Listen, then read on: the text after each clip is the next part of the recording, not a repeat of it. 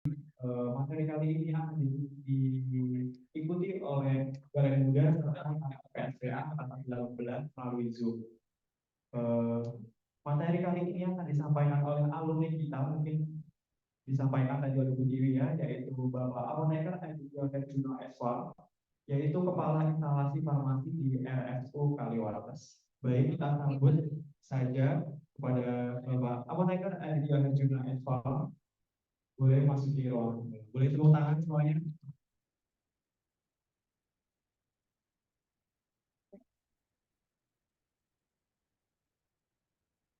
Baik, sebelum itu izinkan saya perkenalan diri, saya Ahmad Muhyiddin yang akan memandu materi ketiga kali ini.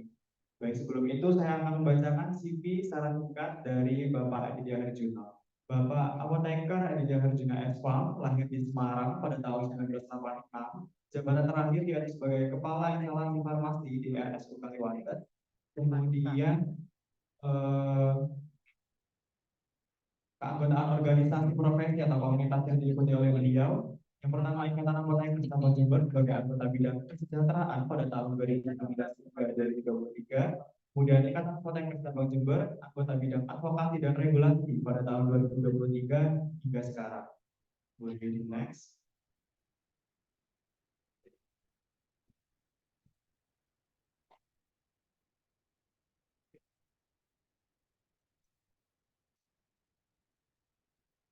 Baik, penghargaan dalam 10 tahun terakhir.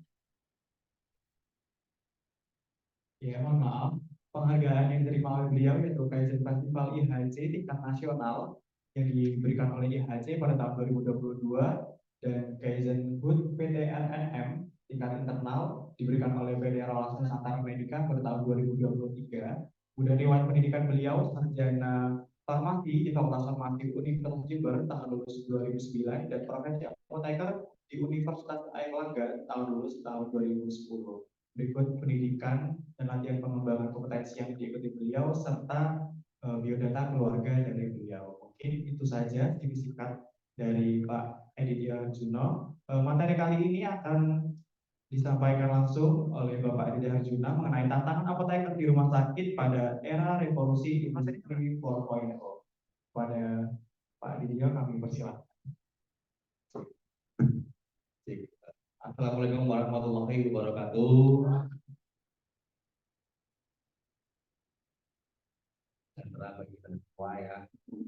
Sebelumnya saya ucapkan terima kasih kepada Bapak Ibu dosen Fakultas Farmasi Universitas Jember yang sudah saya dalam acara stadium veterinary. Kemudian juga terima kasih buat adik-adik maba yang saat ini sudah hadir siap menerima materi ya. Saya juga selamat bergabung juga untuk mahasiswa PA Apoteker yang ada via Zoom ini. Nanti silakan nanti kita bisa cari bareng ya. Kalau harapan saya sih tidak perlu lama-lama dalam memulai materi ya, karena saya jadi lebih senangnya kita diskusi bersama apa yang kalian inginkan, kemudian tips-tipsnya untuk bisa lulus tepat waktu seperti apa, kemudian bagaimana caranya bekerja di rumah sakit. Nah, itu yang mungkin saya akan berikan tips-tipsnya seperti itu ya. Oke, pertama adalah next. Nah, ini saya sendiri pendidikannya dulu S1 Fakultas Farmasi di Universitas Jember ya, tahunnya 2004. Kebetulan itu angkatan kedua ya. Ini saya ucapkan dulu selamat ya kepada teman-teman ya. Anda berhasil masuk di fakultas yang termasuk fakultas farmasi ya di Universitas. Dan selamat buat kalian semua ya. Dulu saya masuk di fakultas farmasi juga sangat sulit ya, harus menyingkirkan beberapa calon mahasiswa ya. Dulu saya lewat jalur SNPTN, jadi waktu itu saya tesnya di Denpasar, kemudian dibuatnya di sini.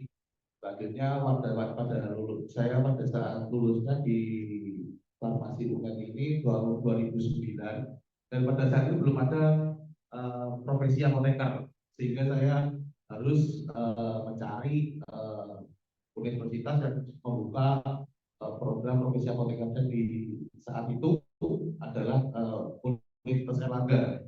yang membuka. Akhirnya kami dan teman-teman lain yang kata 2004 dan 2003 itu kami melakukan tes masuk di Universitas Erlangga dan alhamdulillah diterima. Ya. Selanjutnya untuk jabatan saya ya, saya dulu di apoteker sebagai tanggung jawab di apoteker Kota Malang. Dan saya juga eh, sekarang ini saya menjabat sebagai kepala satu farmasi di Universitas Kalimantan sampai 2015. Itu nomor telepon saya, barangkali nanti teman-teman butuh atau butuh lowongan kerja ya bisa WA saya ya. Ya nanti interviewnya kalau di rumah sakit Kalimantan dengan saya nanti biasanya kalau ke apoteker. Ya. Jadi saya masih ingat sekali ya dengan Pak dosen almarhum Pak Wiratno ya. Karena apoteker di rumah sakit Kalimantan ini ada 7 orang ya. Yang satu ini dari universitas swasta lain ya. 6 diantaranya adalah alumni kakak kelas kalian, yaitu dari Fakultas Farmasi Universitas Jember ya. Jadi memang pada saat itu Pak Alhamdulillah sempat mengucapkan ke saya, yang kalian sudah sukses. Oh, bantu dia untuk bisa mendapatkan pekerjaan. Itulah yang saya tanamkan sampai dengan sekarang ya. Oke, jadi bisa naik langsung kita ke materi.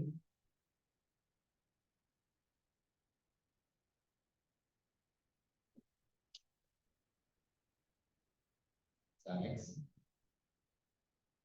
Oke, nah ini sekilas tentang instalasi farmasi rumah sakit ya. Mungkin nanti adik-adik sekalian ada yang tertarik di bekerja di rumah sakit ya, atau teman-teman dari PSPA yang ingin nanti berkarir di rumah sakit ya, bisa menyimak materi ini ya. Jadi instalasi farmasi rumah sakit adalah unit layanan fungsional yang menyelenggarakan kegiatan pelayanan farmasi di rumah sakit. Pelayanan kefarmasian adalah suatu pelayanan langsung dan bertanggung jawab kepada pasien yang berkaitan dengan sediaan farmasi dengan maksud mencapai dengan mencapai yang dengan pasti untuk meningkatkan kehidupan pasien. Instalasi farmasi sendiri itu harus dikepalai oleh seorang apoteker ya.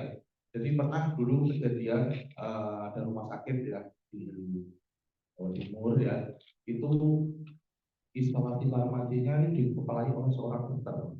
Karena apa? Apotekernya mungkin kurang kompeten ya, atau mungkin ada permasalahan politik ya, sehingga diganti oleh seorang dokter, di mana akhirnya sistemnya campur malu ya, karena memang instalasi farmasi sendiri itu harus dipimpin oleh seorang apoteker yang mengetahui tentang keilmuannya gitu ya, yang dia paham tentang ilmu kefarmasian gitu ya, bukan oleh seorang sejawat yang lain gitu ya. Kemudian kita juga di instalasi farmasi kita ada tenaga namanya TTK atau tenaga teknis kefarmasian. Ini biasanya ini tenaga uh, untuk meracik obat, melayani obat ya. Kemudian melakukan apa administrasi gitu ya. Jadi kita sebagai apoteker nanti ya, pada saat dengan nanti mengambil sumpah apoteker, kemudian menjadikan adik-adik ini mendapatkan STRA atau STR ya, itu harus memiliki jiwa leadership. Ya. Karena apa? Yaitu salah satunya adalah kita bekerja dimanapun, mulai dari rumah sakit, baik itu di industri, baik itu di apotek, kalian punya staff atau bawahan langsung, yaitu adalah PTK. Ya. Di sini adalah PTK yang melakukan pelayanan farmasi yang harus di bawah supervisi apoteker. Nah, jadi kita memang apoteker ini diciptakan jadi leader ya. Jadi mungkin adik-adik sekarang ini ya masih baru, silakan mencari passionnya itu di mana ya. Passionnya, kemudian jangan lupa juga sering mengikuti kegiatan-kegiatan internal yang pelatih leadership ya, kemudian melatih juga apa ya, manajemen ya, manajemen dalam pengelolaan SDM seperti itu ya, karena itu suatu saat nanti kalian pasti akan dihadapkan dengan permasalahan sumber daya manusia, bagaimana dengan kalau ada masalah dengan bisa menyelesaikan gitu ya, dia ada ketok-ketokan atau profesi seperti itu ya. Oke, next. Di isolasi farmasi sendiri ini memiliki fungsi dua. Yang pertama adalah pengelolaan sediaan farmasi, alkes, dan BMHP. Nah, ini biasanya kami menyebutnya adalah manajemen logistik. Selain itu dia juga punya fungsi sebagai pelayanan farmasi klinik. Kemudian di mana tugas kepala instansi farmasi? Ya, kepala instansi farmasi ini harus menguasai dua fungsi tersebut. Ya, baik itu dari manajemen logistik maupun di pelayanan farmasi klinik. Oke, nanti di slide selanjutnya akan kita bahas dua fungsi tersebut ya. Next, nah, ini kita masuk ke fungsi yang pertama yaitu pengelolaan sediaan farmasi alkes dan BMHP.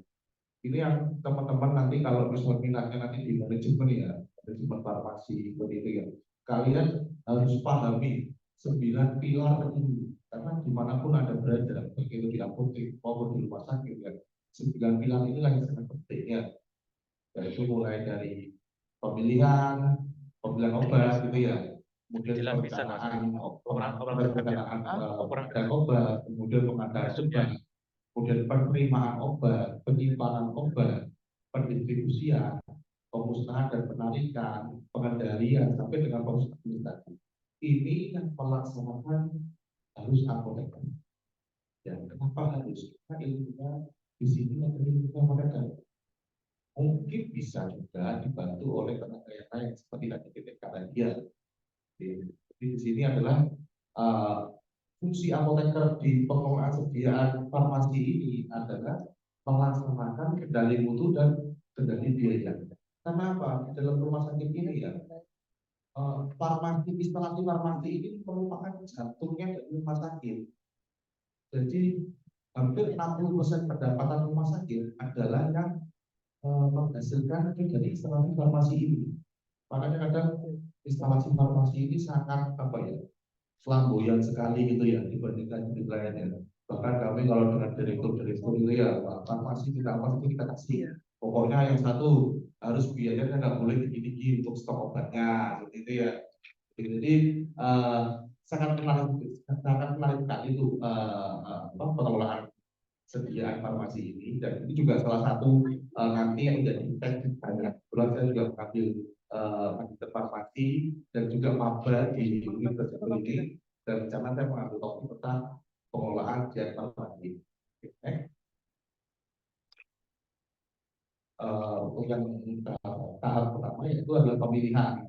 Ini pemilihan adalah kegiatan untuk menetapkan jenis sediaan farmasi alkes BMHP sesuai dengan kebutuhan. Jadi di sini seorang apoteker harus bisa mempunyai apa ya, insting ya, untuk bisa melakukan pemilihan obat. Dasarnya apa? Yang pertama adalah formularium atau yang biasanya kami menyebutnya adalah formulir nasional yang biasa digunakan untuk BPJS. Kemudian juga ada formulir rumah sakit. Kalau di tempat kami ini POPI ya, formulir obat pertama IHC. Oh, sekilas tentang rumah sakit Kalimantan. Rumah sakit Kalimantan ini adalah kami anak perusahaan BUMN. Kami ada letaknya di dalam perempatan Bogor di Kabupaten Bogor sendiri. Itu adalah rumah sakit Kalimantan. Kami memiliki dua rumah sakit, satunya di Bakti Wisata Triwilan. Ya, kemudian kami juga punya 5 klinik di situ, ya mulai dari Malang, Jember sampai dengan Banyuwangi. Jadi silakan adik-adik kalau memang ingin bergabung dengan kami, ya silakan bisa apply atau ada nanti pengumuman di Instagram kami. Untuk pemilihan sendiri ini juga kita berdasarkan pola penyakit dan juga efektivitas keamanan. Jadi contoh kayak pola penyakit ini kejadian di 2021 kemarin ya, itu kan sangat chaos sekali ya, terutama pada kasus penyakit COVID ya. Dimana pada saat itu kami tidak tahu bahwa ini penyakit apa sih sebenarnya, kemudian bagaimana sih penanggulangannya. Jadi kita akhirnya pada saat itu kita tidak menyangka bahwa stok obat hampir 60% itu adalah obat COVID, karena ya sesuai dengan pola penyakit yang saat itu lagi booming. Selanjutnya tentang efektivitas dan keamanan obat. kemudian berdasarkan pengobatan berbasis bukti, mutu, harga, dan ketersediaan di pasaran.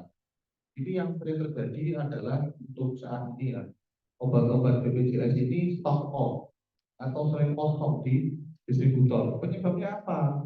Satu, bisa jadi bahan baku yang jarang ditemui gitu ya, karena kosong. Kemudian juga ada mungkin di pasaran ini paling berbut ya, karena harga obat-obat eksternal itu sebetulnya paling murah di Indonesia itu adalah eksternal.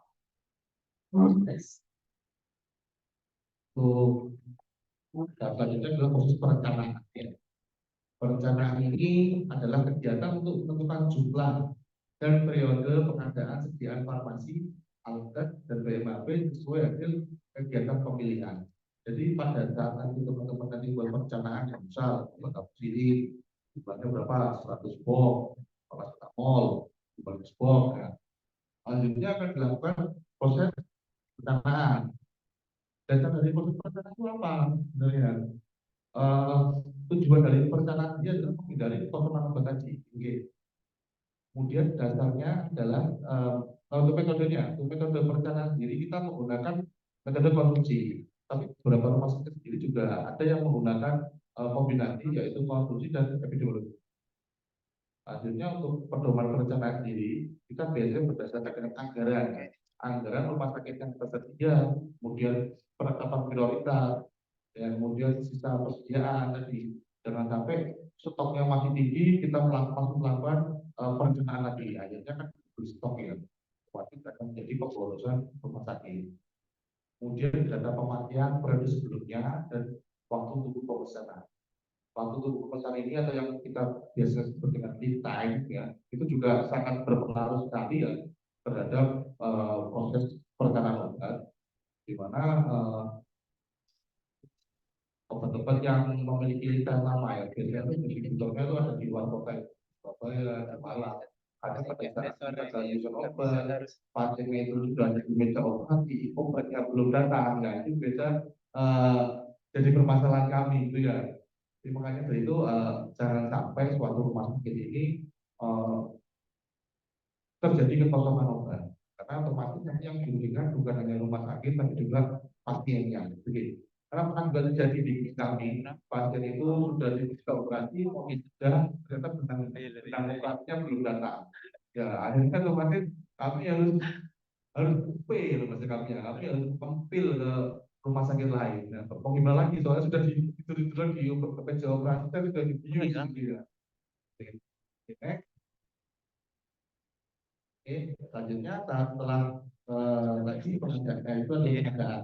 Pengadaan ini adalah kegiatan merealisasikan perencanaan kebutuhan untuk menjamin ketersediaan jumlah dan waktu yang tepat dengan harga yang terjangkau dan sesuai dengan standar. Jadi pengadaan di rumah sakit Kalimantan ini kita bagi empat ya, yaitu adalah pembelian rutin. Kalau di kami pembelian rutin ini 1 bulan 2 kali, waktu awal bulan dan pertengahan bulan. Kemudian ada obat hibah ini biasanya obat-obat program dan dinas kesehatan atau dari backup ya, seperti vaksin anak dasar, kemudian vaksin COVID kemarin seperti itu ya, obat TB juga. Kemudian yang ketiga adalah UP.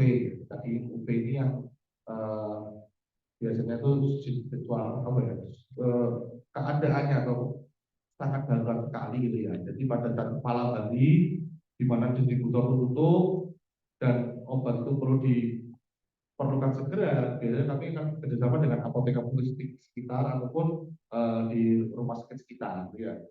Yang keempat adalah sito. Kalau sito ini biasanya kami juga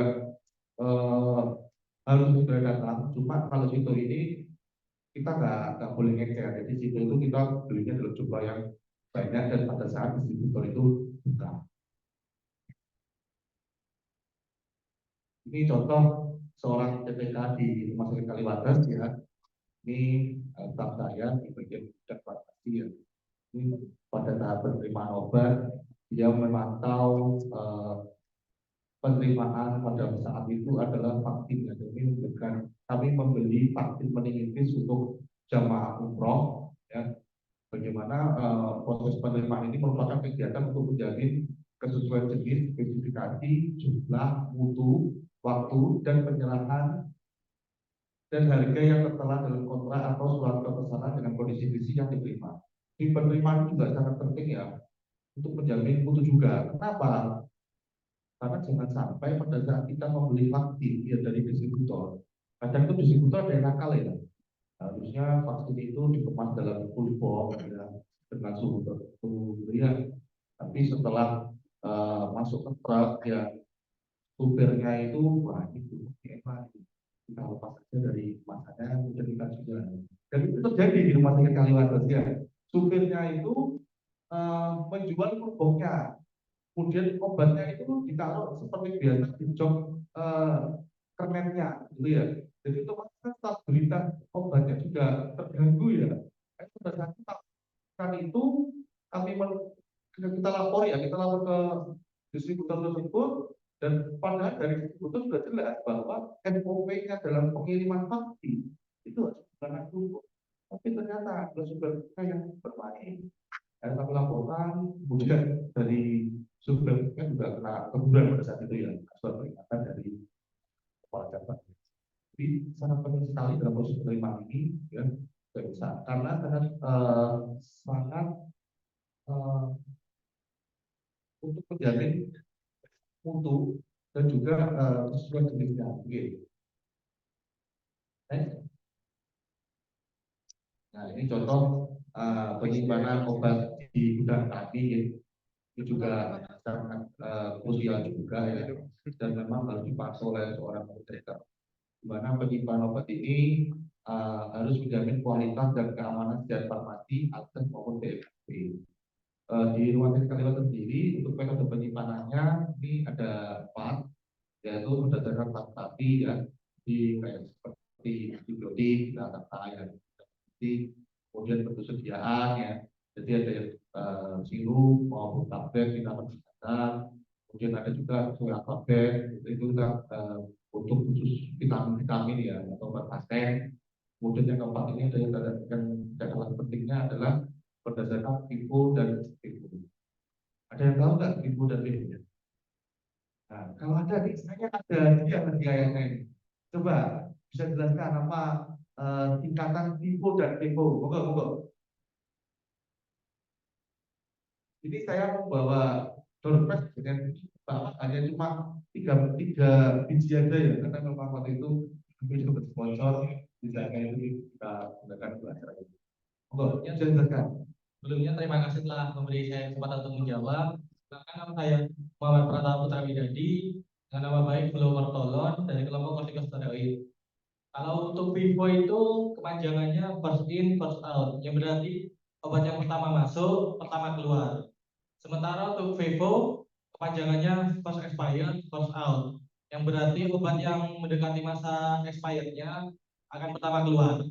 Betul sekali. Mentang yang oke, banyak juga orang Vivo pokok. Silakan berikan dokter satu ya. Oke. Terima kasih ya, memang benar Vivo tadi first in first out dan Vivo first expired first out ya. Di obat yang Vivo itu first in yang obat pertama kali masuk harus sudah dikeluarkan, kemudian Vivo first expired atau yang ID-nya pendek,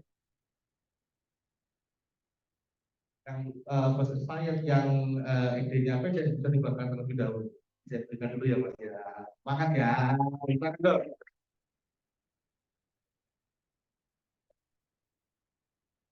Oke, selanjutnya next.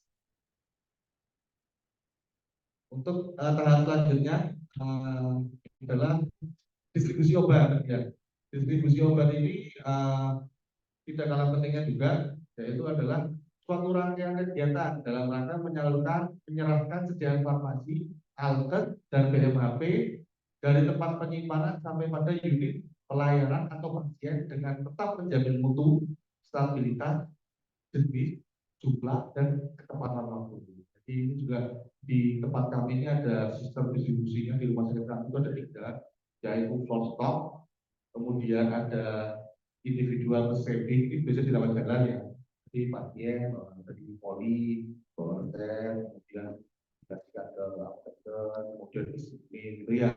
Kalau floor stock ini lebih ke stok ruangan, jadi kayak ruangan kamar operasi atau IGD, jadi dia membutuhkan aksa atau korban yang dalam jumlah besar, kemudian mereka potongi, kemudian untuk pasien-pasien yang post op atau pasca operasi.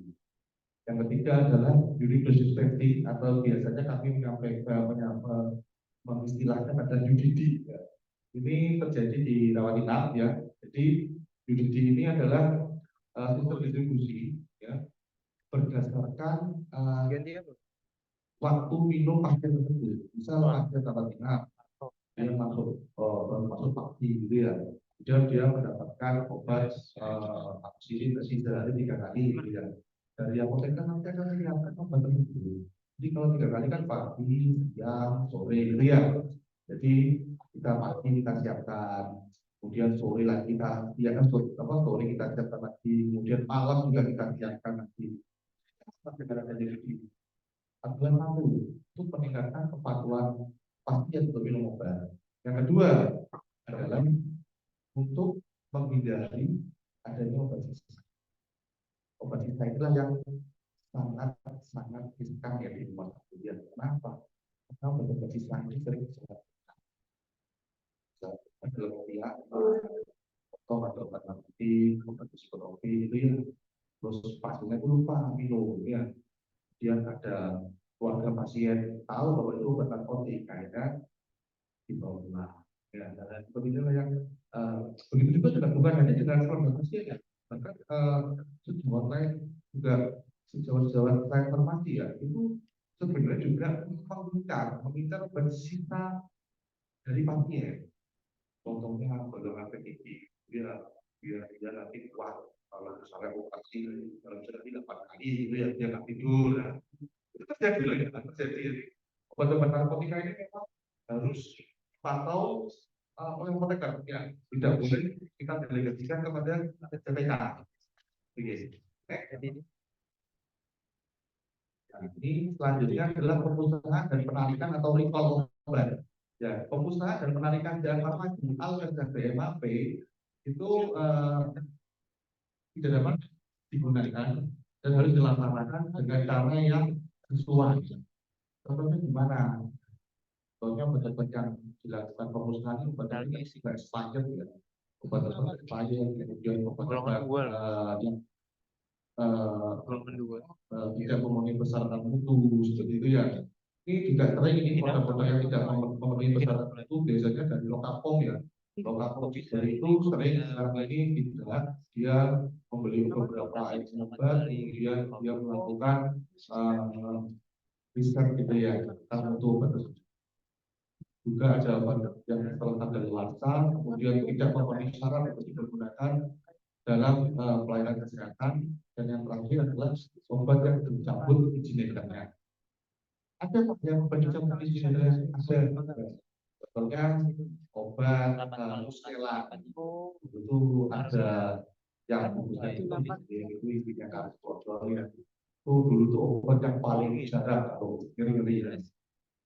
Tapi karena sering disalahgunakan, akhirnya obat tersebut sekarang ditarik dan beredar. Ini yang fungsi dari pengendalian ini juga harus langsung oleh apoteker ya. Dalam pengawasannya adalah pengendalian di mana pengendalian ini dilakukan terhadap jenis dan jumlah persediaan dan penggunaan zat farmasi alkes dan BMAP. Tujuannya apa? Memastikan penggunaan obat itu sesuai dengan formularium rumah sakit. Kemudian memastikan persediaan etis dan teknis. Kan pasti harus dikendalikan obat-obat itu sesuai dengan formularium. Ada yang jawab enggak? Jadi biasanya dokter-dokter ini kan dia menulis obat ini tidak sesuai dengan formularium, sehingga pengaruhnya apa di farmasi adalah responden. Ya, karena biasanya kita misal menyediakan obat paracetamol, dokternya mintanya semol dan tidak mau dikasih. Ya itu kita harus mencari peluang. Yang efeknya apa yang diberikan adalah isinya yang lamanya karena harus menunggu lebih lama. Oke. Selain itu juga dengan mematikan penggunaan obat juga itu juga akan membuat persediaan obat kita ini tidak terlalu variannya terhadap obatnya. Jadi misal kita paracetamol cukup 2 paket saja, tidak perlu sampai 5 paket seperti itu ya. Otomatis reduksi biayanya bisa bagus. Kemudian cara pengendalian persediaan seperti apa kalau di rumah sakit? Ini ada 3 tahap. Yang pertama adalah melakukan stok. Di kami rumah sakit Kaliwates sendiri ini stok program dilakukan setiap bulan. Di setiap akhir bulan kami melakukan stok program mulai jam 10 malam sampai jam 3 pagi. Jadi teman-teman kalau yang nanti yang minat di rumah sakit ya harus siap dengan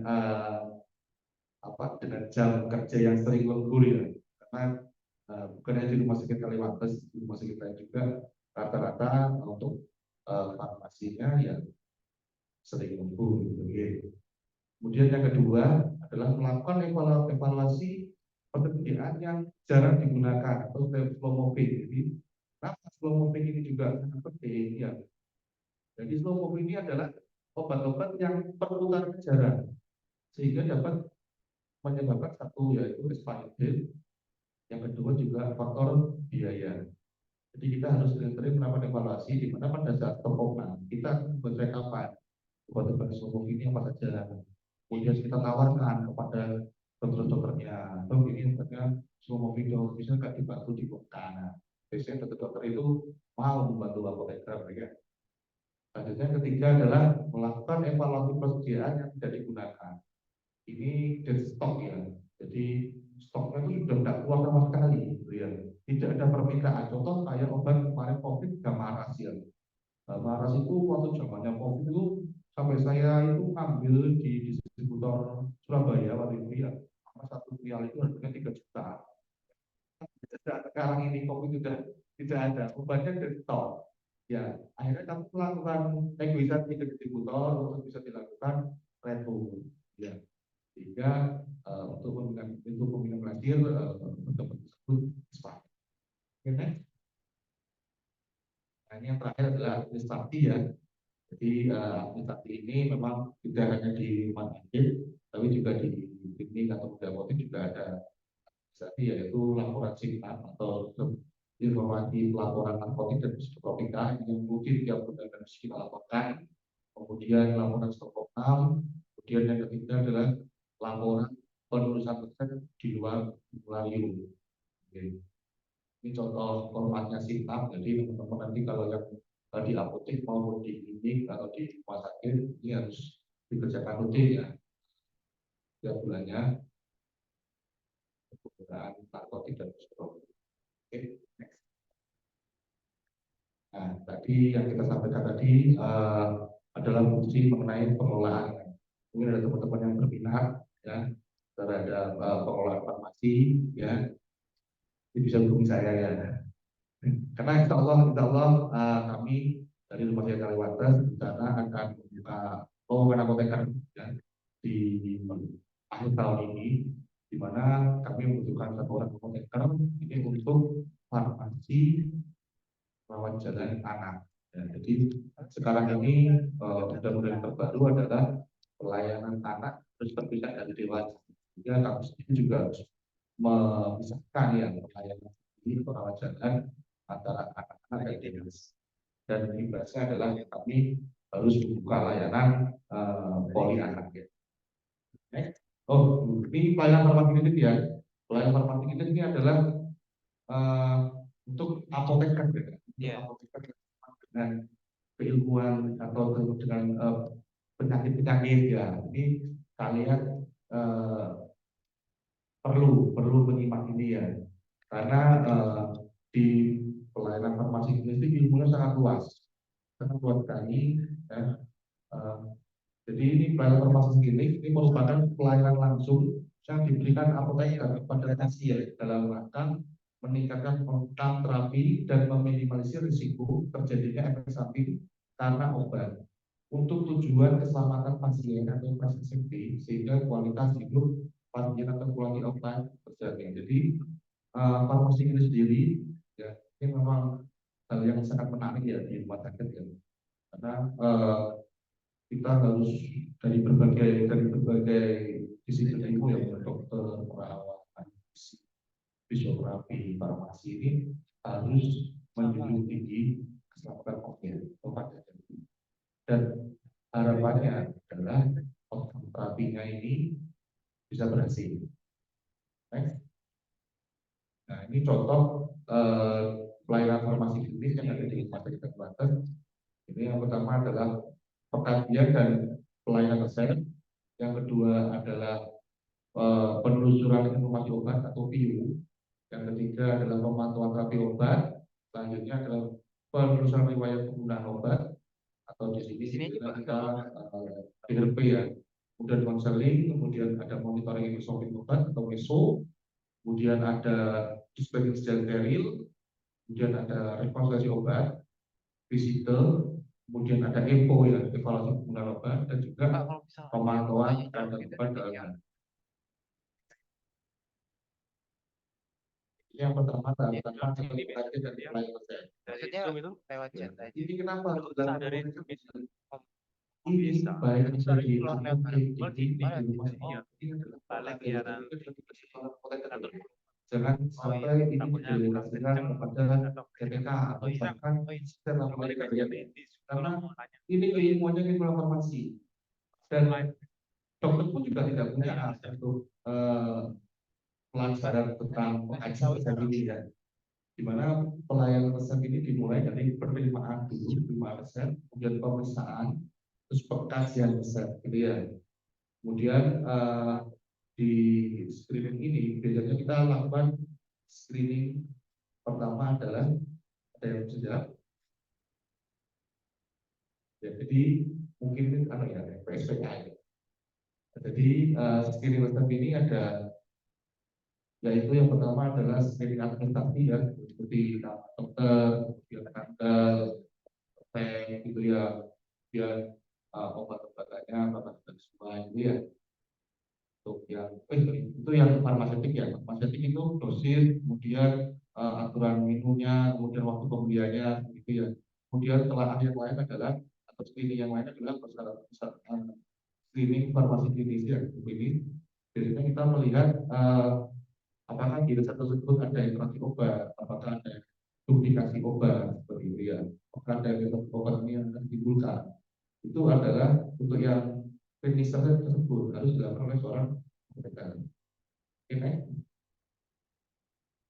Kemudian yang kedua adalah penelusuran riwayat penggunaan obat.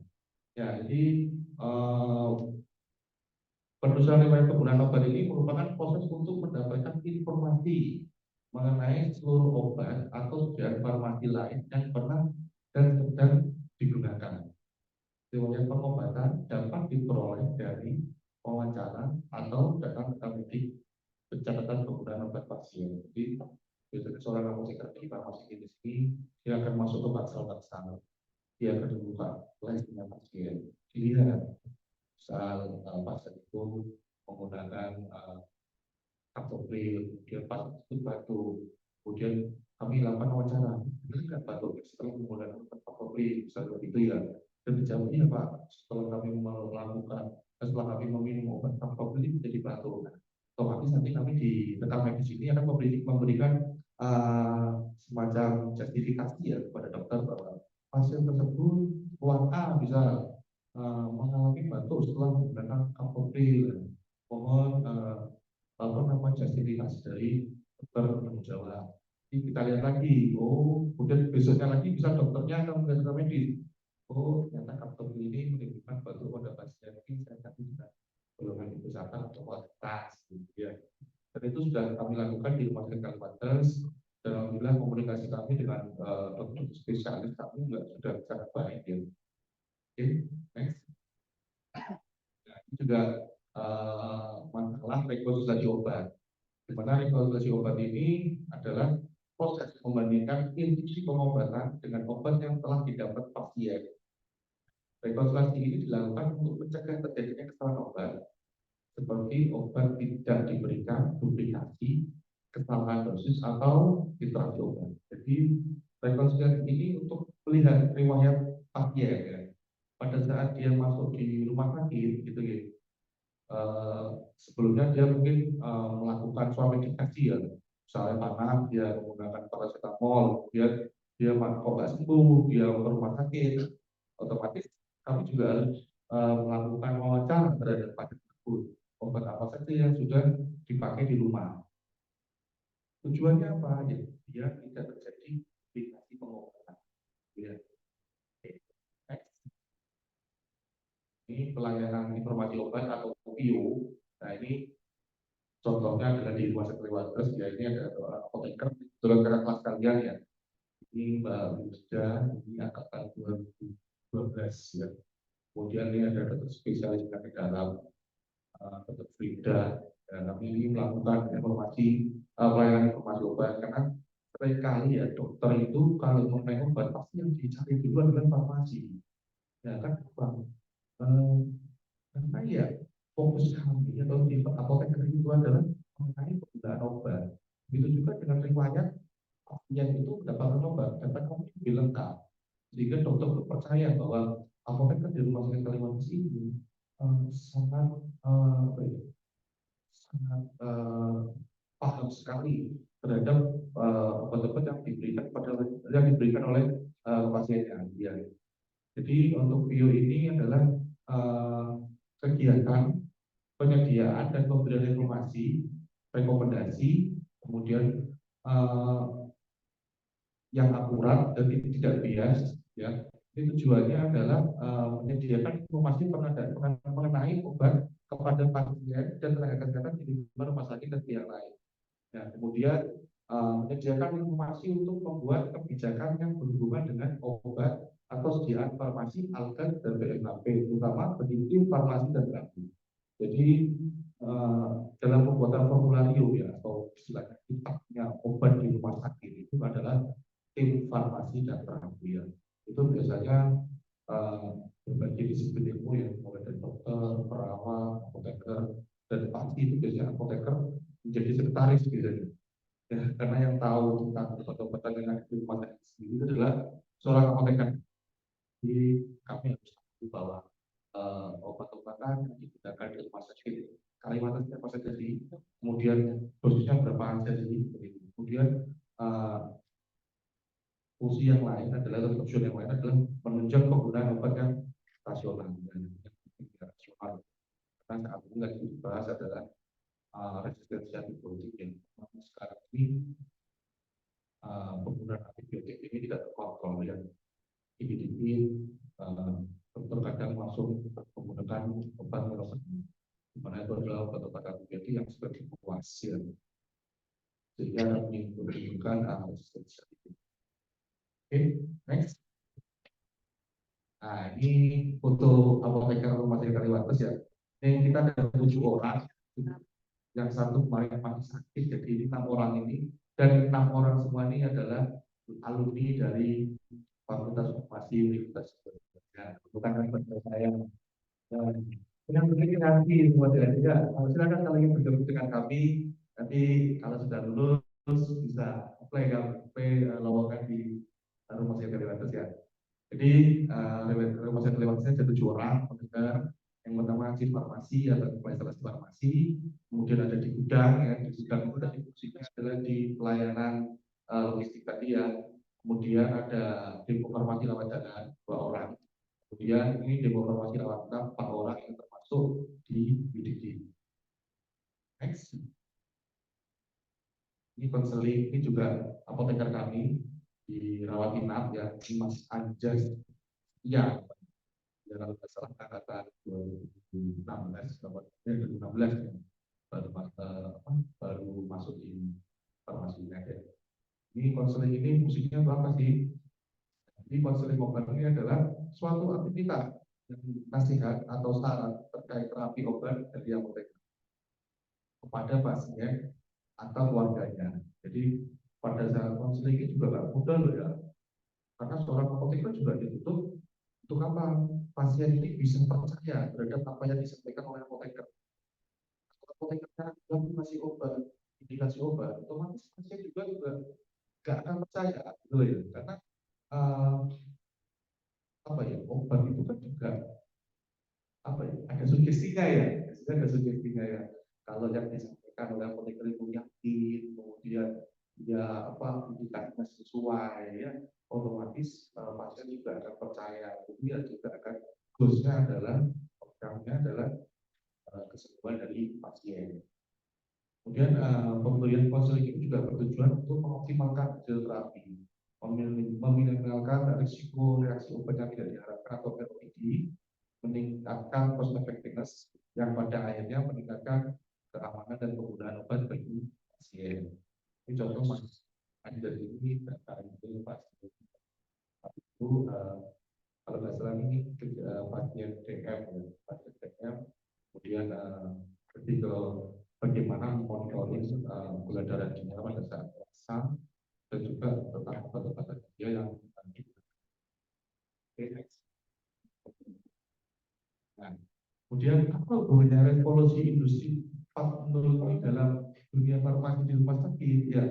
Jadi revolusi industri 4.0 ini adalah upaya transformasi menuju perbaikan dengan mengintegrasikan dunia online atau internet sebagai penopang utama. Nah, ini revolusi industri 4.0 yang kami lakukan di Rumah Sakit Kaliwates ya. Dan ini memang ide-ide dari apoteker kami ya. Yang pertama adalah CJO, singkatannya adalah Project Obat. Jadi kalau dulu ya pasien harus antri obat di mana di rumah sakit, sekarang tidak. Jadi setelah dia berobat, dia dapat resep, dia bisa langsung ke apotek. Kemudian melakukan pembayaran, kemudian dari farmasi yang menyiapkan obat-obat tersebut. Dan pasien setelah dibayar, pasien bisa pulang. Jadi tidak perlu menunggu lama-lama di rumah sakit, gitu ya. Karena juga kalau melihat rumah sakit sekarang ini, ya, apalagi pada saat COVID kemarin, ya, hampir semuanya tidak ada yang berani ke rumah sakit. Ya. Dan akhirnya kami membuka layanan ini. Setelah pasien pulang, itu nanti obat akan dikirim. Obat dikirim, selanjutnya kami melakukan juga edukasi obat, ya, edukasi obat. Yang kedua ini IHT, telemed atau telemedicine. Jadi sekarang itu sudah canggih ya. Jadi pasien itu tidak perlu lagi datang ke rumah sakit, cukup pasien menghubungi kami, kemudian menjadwalkan kapan akan periksa dengan dokter siapa, gitu ya. Kita langsung bisa video call, ya. Video call menyampaikan keluhan-keluhannya, gitu ya. Dan telemed ini memang paling banyak digunakan pada saat kemarin pandemi kemarin, di mana pasien-pasien banyak takut rumah sakit ya, karena rumah sakit kami adalah salah satu rujukan pasien COVID, gitu ya. Jadi pasien-pasien banyak-banyaknya pakai video call. Setelah itu, setelah dia periksa di dokter, pasien seperti apa? Jadi akan diantarkan ke kami dan kami akhirnya melakukan telefarmasi. Ya, telefarmasi itu apa? Jadi telefarmasi itu suatu aktivitas atau konseling informasi edukasi ya, yang diberikan oleh apoteker, kemudian menggunakan video call, gitu ya. Jadi tidak perlu tatap muka langsung pasien itu. Setelah telefarmasi, banyak akan dikirim lewat situ. Dan yang terakhir ini adalah CMS atau Sistem Informasi Manajemen ya. Ini istilahnya ini sangat penting di farmasi ya, karena ini datanya farmasi ya, di mana dari CMS ini kita bisa melihat riwayat penggunaan obat pasien A, B dapat obat apa saja, dosisnya berapa, gitu ya. Bahkan kita juga nanti Desember nanti kita akan menuju ke e-rekam medis atau ERM ya. Itu suatu mandatori dari pemerintah bahwa sekarang rekam medis pasien sudah tidak berbentuk lab ambien atau lembar-lembaran, tapi langsung kita bisa mengakses lewat HP atau lewat komputer. Jadi semua tenaga kesehatan yang ada di rumah sakit tersebut bisa melihat, gitu ya. Ini sekarang. dan kami sedang melakukan pengembangan juga di farmasi. Oke. Oke. Nah, mungkin itu materi dari saya mengenai transformasi di rumah sakit. Mungkin kalau ada pertanyaan, silakan teman-teman bisa bertanya. Kalau nggak bisa, nanti saya buat banyak. Oke, banyak sekali ya Pak Yai. Eh, saya hitung lagi ya. Mungkin diteruskan dulu. 1, 2, 3. Oke, yang belakang dulu.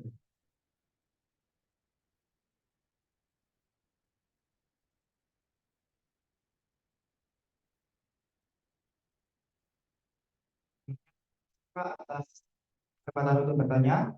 Sebelumnya, perkenalkan nama saya Andika Widi Nugraha dengan nama baik Prilke dari kelompok anestetik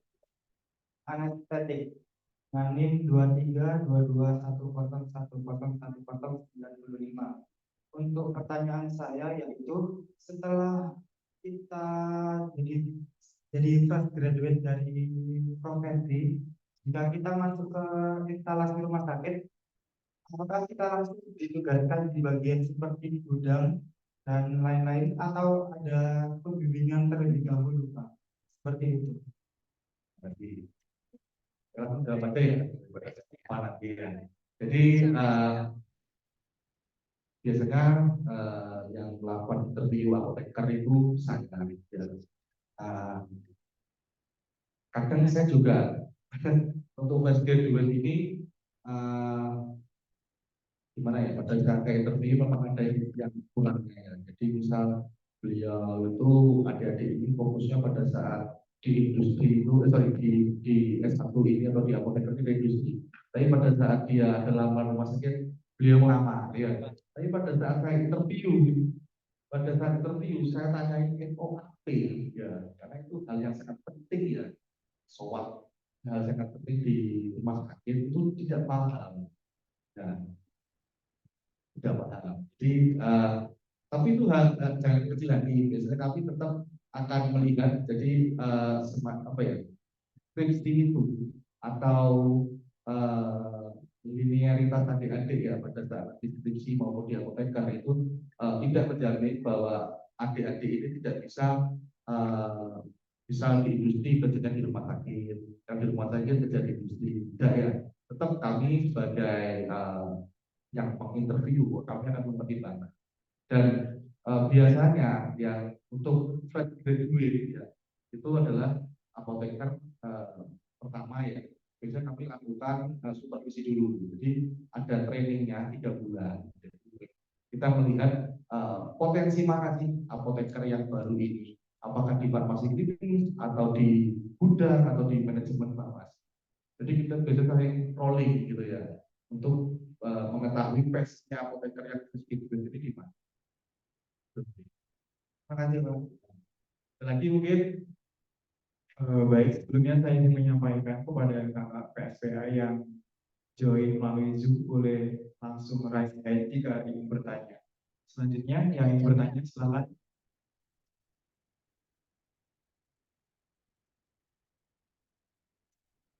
Selamat siang Bapak, terima kasih atas kesempatannya.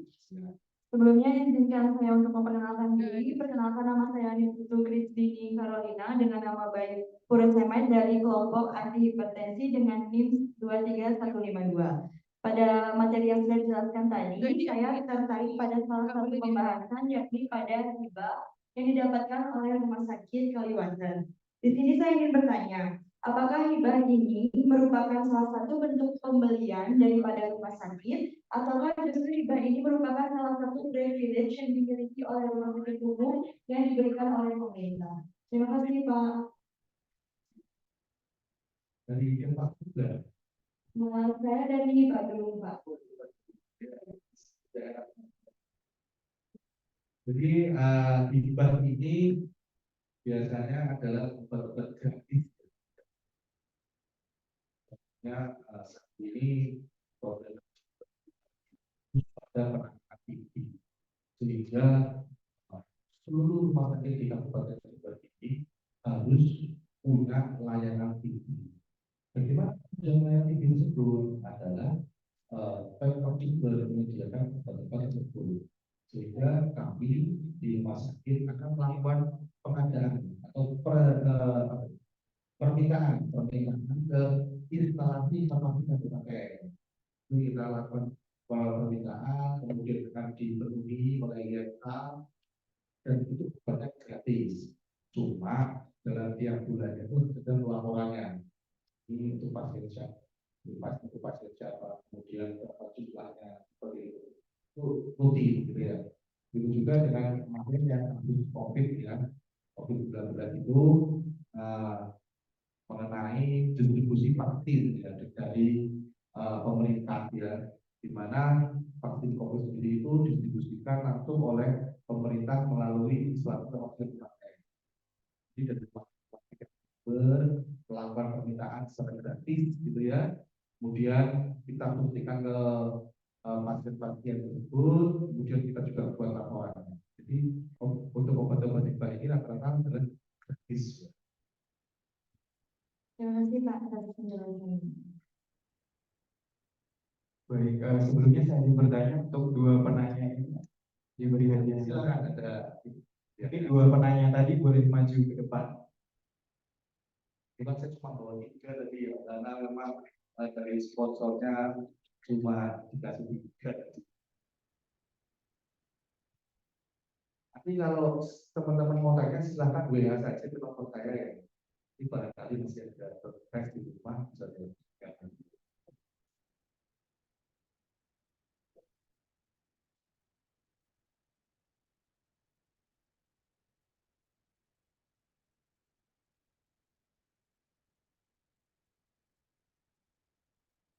Boleh foto bersama. Dari Surabaya.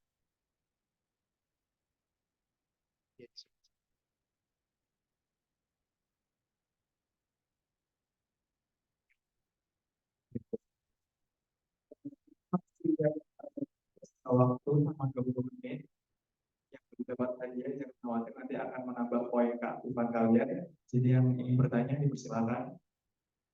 Silakan hubungan saya. Terima kasih kesempatannya. Perkenalkan, nama saya Janatun Fidausi dengan nama baik Fisiotipet Hidrogen Kumaran dari kelompok Antistamin. Jadi tadi di slide PPT dijelaskan ada 9 pilar, yaitu salah satunya adalah pemusnahan dan penarikan. Pemusnahan dan penarikan ini tadi dibilang ada prosedur yang benar. Kalau boleh tahu prosedur yang benar itu seperti apa? Terima kasih.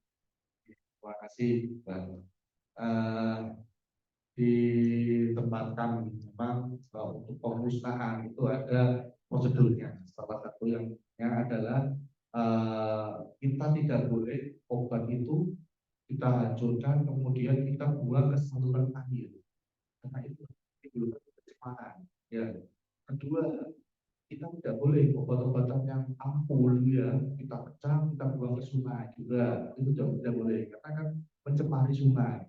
Kemudian juga obat-obat dibakar itu tidak boleh karena akan menimbulkan polusi ya. Jadi biasanya kami pemusnahan kami akan kerjasama dengan bagian KSLI tempat kami atau kesehatan lingkungan atau instalasi pemeliharaan sarana prasarana. Jadi dari teman-teman KM gitu, teman-teman KM.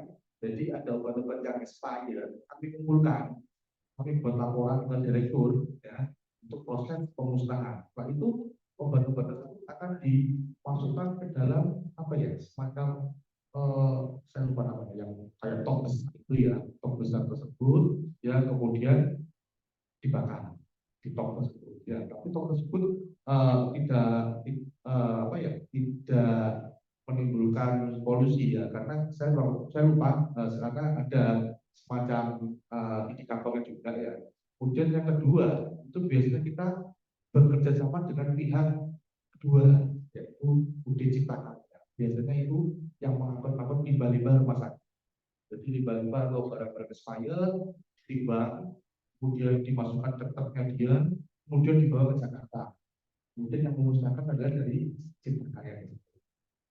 Cuma ya otomatis kita harus mengeluarkan kos lagi gitu kalau bekerjasama dengan. Terima kasih. Ada lagi mungkin? Oke, lagi dorong lagi. 1, 2, 3. Kayaknya kalau tapi asik loh kerja di rumah sakit. Cuma ya memang harus butuh fisik yang ekstra ya, terutama wanita-wanita ini ya. Karena apa? Jarak dia bertemu dengan keluarganya ya, waktu jadi di rumah itu sangat kecil gitu, kalau jarak-jarak itu. Karena apa? Mulai pagi sampai malam dan sampai subuh itu di rumah sakit gitu ya. Tapi jangan khawatir itu. Silakan lagi. Selamat siang Pak, terima kasih atas kesempatannya. Mohon izin memperkenalkan diri, nama saya Nadia Yusufa dengan nama baik akhiri dari kelompok NSI. Saya mau bertanya Pak tentang sediaan farmasi dengan UP Desto. Kalau misalnya UP Desto itu kan sama-sama dibutuhkan secara cepat ya Pak. Nah, pertanyaan saya Pak, pada saat terjadi keadaan genting tersebut, cara penyediaan mana yang lebih diprioritaskan? Apakah pihak rumah sakit langsung membeli secara digital ataupun secara UP terlebih dahulu? Terima kasih. Memang UP dan SITO ini beririsan sangat tinggi sekali ya. Biasanya kami melihat ini, kalau UP itu biasanya pada saat jam-jam penting di mana distributor itu sudah tutup semua, kemudian kami membutuhkan barang tersebut yang bisa kami lakukan adalah tampil ke rumah sakit sekitar atau kita tampil ke apotek sekitar dalam jumlah yang tidak banyak, hanya untuk pada saat itu saja biar pengobatan itu bisa maksimal. Dan kalau situ itu biasanya kami lakukan itu pada saat jam distributor buka antara pagi sampai dengan siang ya, dan kita butuh obat yang agak banyak, biasanya kita langsung ke distributor. Ada lagi mungkin?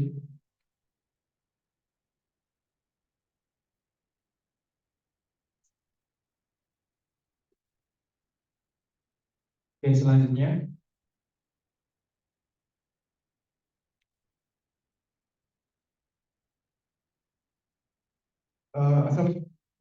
Assalamualaikum warahmatullahi wabarakatuh.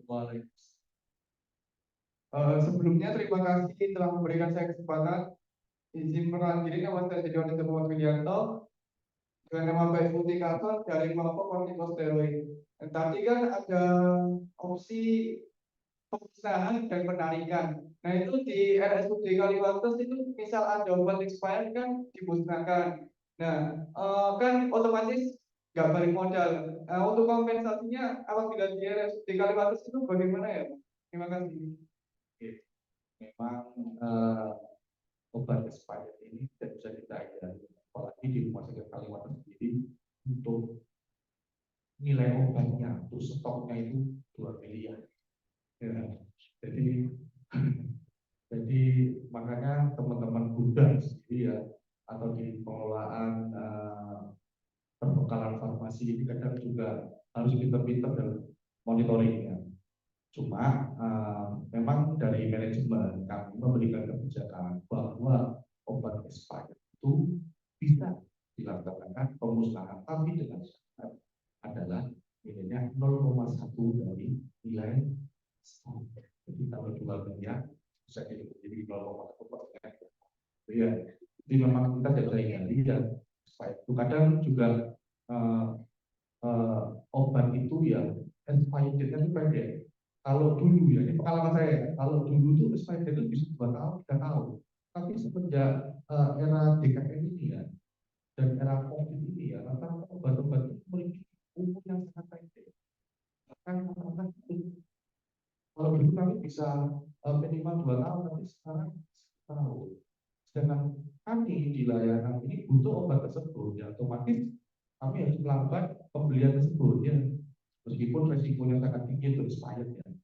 Tapi alhamdulillah kalau di kami ini untuk expired date sangat jaga ya, karena kami selalu melakukan komunikasi dengan dokter-dokter. Biasanya kami WA dokter, ini obatnya mau expired dok, mohon dikeluarkan. Oh iya mas, obat ini tolong ganti aja langsung. Nah seperti itu. Jadi kalau di rawat jalan maupun rawat sangat sekali untuk mengeluarkan sehingga obat-obat hampir mendekati ekstrak gudang itu bisa segera keluar ke pasien melalui hipofarbasi. Oke, ada lagi sudah cukup. Silakan yang bertanya.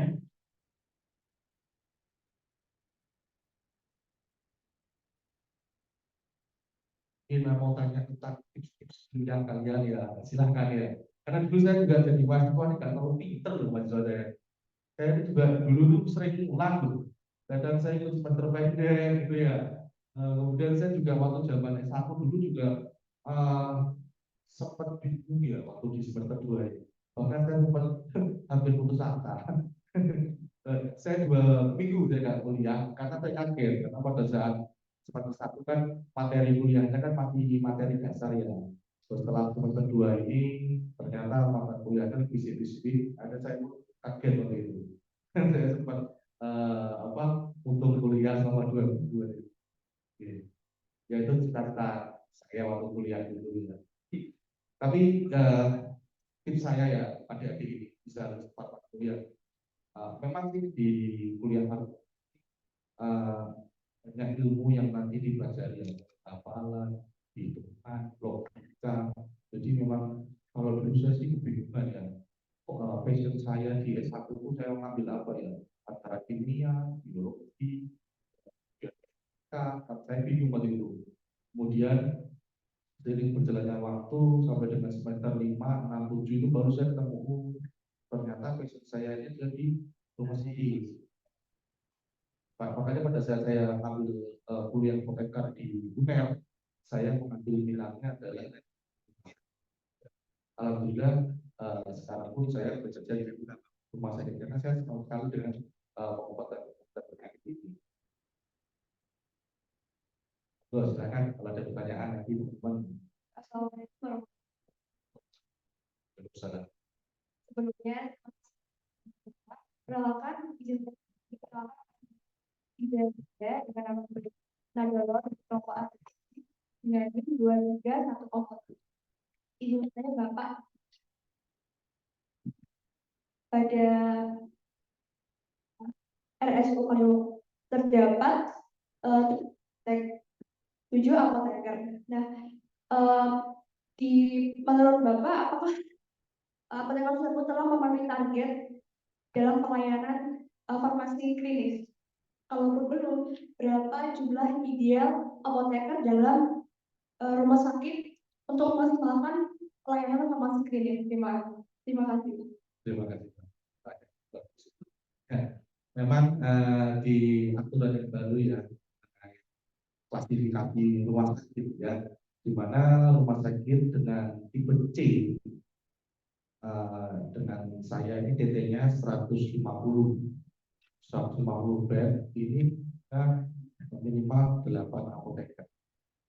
Kemudian kalau tipe B itu kalau nggak salah 13 sampai 15 apoteker. Saat ini memang kondisinya kami sangat kurang ya. Karena apa? Kami sendiri melakukan pengembangan dan pengembangan. Dulu bed kami cuma 115 dan di 2022 ini menjadi 150. Makanya kami rencana akan melakukan rekrutmen apoteker untuk posisi-posisi yang ada di rawat inap. Gitu ya. Jadi teman-teman kalau apoteker di rawat inap itu sebenarnya bukan hanya di apotek rawat inap saja ya.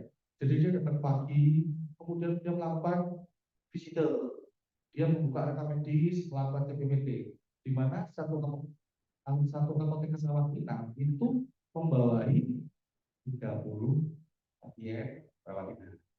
Jadi bisa dihitung kalau apa namanya, kalau kami ini ada 130 pasien lah ya kalau dihitung. Nah kalau itu kan 50. Jadi memang kami masih butuh apoteker lagi untuk di rawat inap dalam kondisi yang lebih kritis. Oke. Ada lagi mungkin?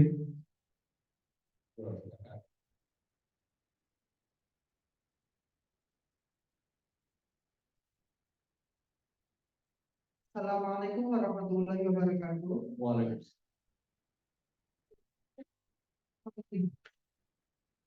Terima kasih atas waktunya.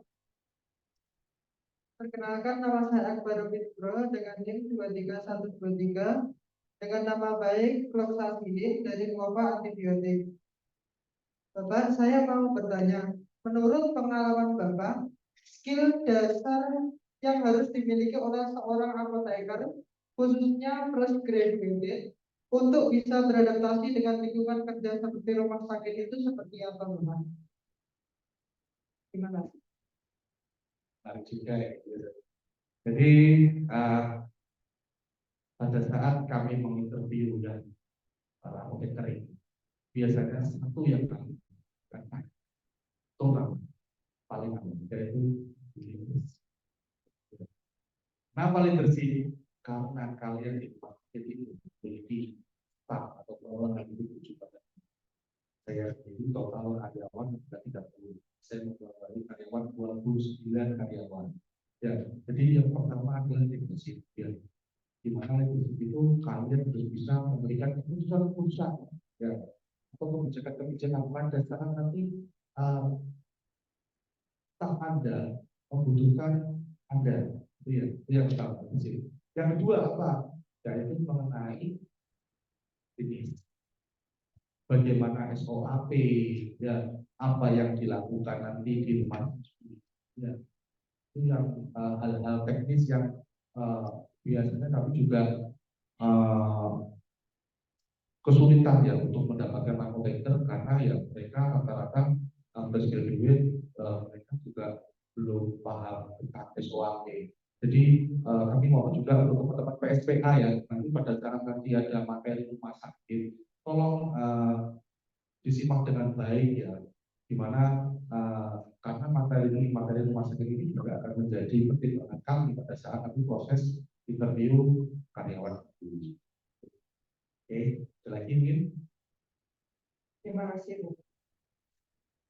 Oke, mungkin setelah ini pertanyaan terakhir ya.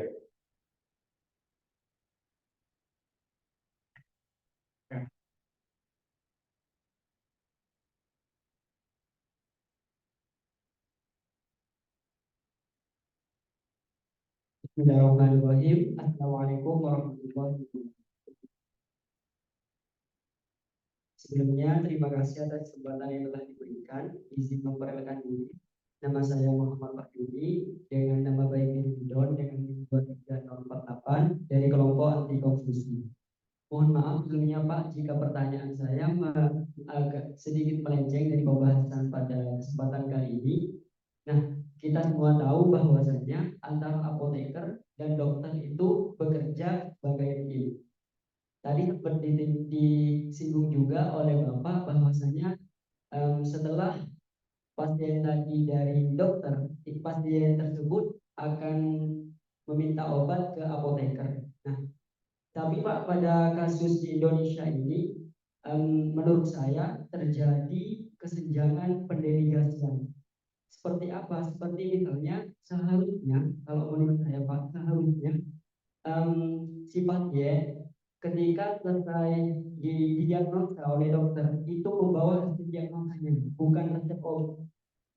Tetapi di Indonesia justru sebaliknya. Kalau di luar negeri itu yang menentukan terapi itu adalah tugasnya dokter hanya apa? Mendiagnosa. Ya, tapi seiring berkembangnya zaman, ya itulah perbedaan antara apoteker di sini dengan di luar negeri. Begitu juga dengan itu ya, industri kalau di luar negeri itu yang gajinya besar itu adalah bagian kalau di Indonesia marketingnya yang gajinya besar. Ya, itulah ya berbeda dari di Indonesia dengan luar negeri. Sehingga ada terjadi akhirnya penyimpangan itu ya. Jadi ya kita kembali lagi nanti sesuai dengan pengertian dari resep. Ya, pengertian resep adalah permintaan tertulis dari dokter hewan, dokter kepada apoteker. Jadi kalau di Indonesia ya kita mengembalikan lagi fungsi dari resep atau tujuan dari resep itu adalah permintaan dokter kepada apoteker. Ya semoga aja nanti apoteker-apoteker yang ada di Indonesia ini bisa mengikuti di luar negeri ya. Jadi cukup dokter yang mendiagnosa, kami yang memberikan obatnya. Begitu juga dengan di industri, R&D-nya yang gajinya lebih besar dibandingkan marketing. Iya, kasih Mas. Lagi mungkin. Terima kasih. Baik, terima kasih kepada seluruh teman-teman negara muda yang turut aktif bertanya dan PSPK yang telah menyimak materi kali ini. Mungkin sesi penyampaian materi dan tanya jawab dicukupkan. Selanjutnya yaitu sesi penyerahan sertifikat kepada panitia yang bertugas dipersilakan.